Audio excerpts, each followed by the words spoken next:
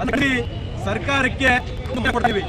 ಸರ್ಕಾರ ಎಸೆನ್ಷಿಯಲ್ ಕಾಯಿನಲ್ಲಿ ಏನು ವೈದ್ಯರಿಗೆ ಆಗಲಿ ಸರ್ಕಾರಿ ನೌಕರರ ಮೇಲೆ ಕಠಿಣ ಕಾನೂನು ಕ್ರಮಗಳನ್ನ ಜರುಗಿಸ ರೀತಿಯಂತ ಕಾನೂನುಗಳನ್ನ ಆಟೋ ರಿಕ್ಷಾ ಚಾಲಕರಿಗೂ ಅಳವಡಿಸಿ ಮಾಡ್ತಾರೆ. ಅವ್ರ ವಿರುದ್ಧ ಕಾನೂನು ಕ್ರಮ ಜರುಗಿಸಬೇಕು ಅಂತ ಅದಕ್ಕೆ ಶಾಸನಾತ್ಮಕವಾಗಿ ಒಂದು ತಿದ್ದುಪಡಿಯಲ್ಲಿ ಆಟೋ ರಿಕ್ಷಾ ಚಾಲಕರಿಗೆ ಕೊಡಬೇಕು ಅಂತ ಒತ್ತಾಯಿಸಿ ನಾವು ಈ ಪ್ರತಿಭಟನೆಯನ್ನ ಮಾಡ್ತಾ ಇದ್ದೀವಿ. ಸರ್ಕಾರಕ್ಕೆ ಎಚ್ಚರಿಕೆಯನ್ನ ಕೊಡ್ತೀವಿ. ಈ ರೀತಿಯಾದ ಘಟನೆಗಳು ಬಹಳಷ್ಟು ನಡೀತಾ ಇವೆ.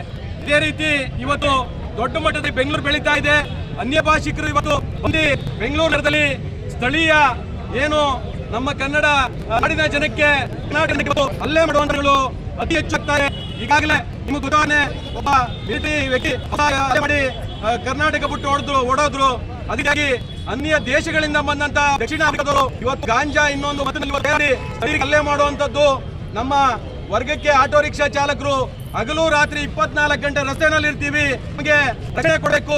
ರೌಡಿಗಳಿಂದ ಇನ್ನಿತರೆ ಸಮಾಜಘಾತುಕ ಶಕ್ತಿಗಳಿಂದ ನಮ್ಗೆ ರಕ್ಷಣೆ ಕೊಡಬೇಕು ಅಂತ ಹೇಳಿ ಒತ್ತಾಯ ಮಾಡ್ತಾ ಇದ್ದೀವಿ.